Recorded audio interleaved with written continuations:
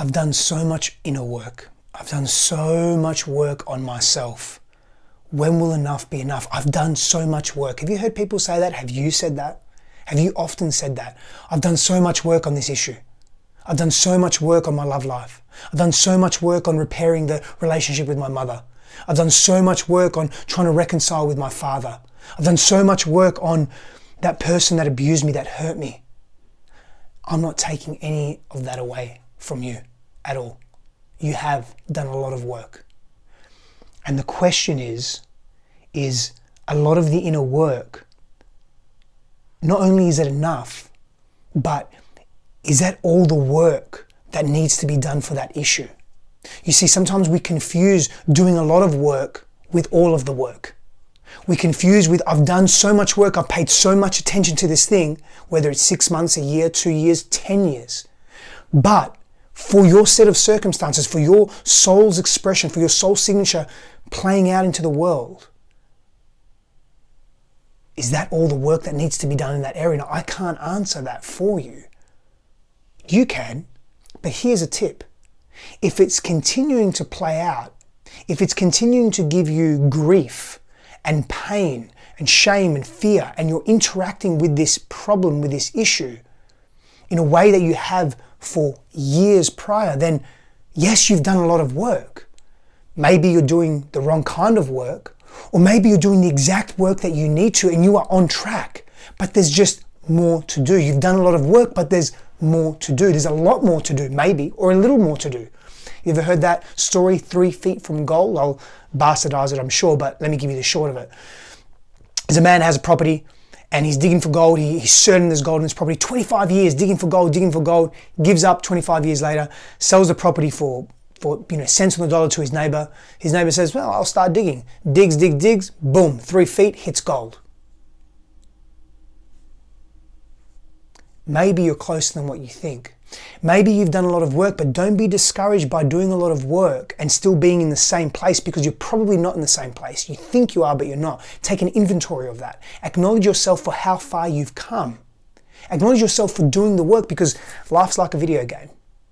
The only way you're able to move from level 1 to level 2 is when the video game acknowledges that you've beaten the big bad guy, you've collected all the stars and the treasures along the way, you've learnt new skills, and you get to the end and you defeat the bad guy or the bad gal, and the algorithm says, I acknowledge you for doing this, and that. Now you can progress to level 2. New treasures, new powers, new challenges. It's a little more difficult, but you've progressed. If you don't acknowledge the growth you've had, if you don't acknowledge the power you've stepped into, if you don't acknowledge the things that you've traversed, that you've moved through, the relationships that you've healed, then how can you move to the next thing? Your body isn't in acknowledgement of that. It will just be stuck in the past. It will be stuck in what is familiar and what it knows. It will operate from that place. But when you give it a new blueprint to operate from through acknowledgement, and that can come daily affirmations, meditation, that can come from being in a situation that is similar to what you've experienced, but treating it differently, seeing it differently, pausing, having an internal dialogue and saying, oh wow, normally I would do this. I would be aggressive and impatient and abrasive. Now, my patience has been extended. I'm more curious about the person. I'm more open. Wow, something has shifted within me. Reinforce that in your body. Bring consciousness to the unconscious self. Make the unknown known. You've done a lot of work, but have you done all the work for that issue, for that pain point that you're moving through? And maybe you're just moving through it still. And you may ask, well, how long is that going to take? Is that the right question? Is that the question that's going to best serve you in relationship to self, to whatever it is that you value, to intimacy, to others, to your past, to your future? Or is a better question perhaps this: who do I need to be in order to move closer to who I truly am? I often have a dialogue with future Steph. I would say, what would future Steph do? Depending on the scenario, I may say it's a year from now, 3 years from now, 10 years from now. What would future Steph do in this situation? How would he show up? Another question I ask is, what would love do now? What would love do now? And I remind myself that yes, I have done a lot of work and maybe there's some more.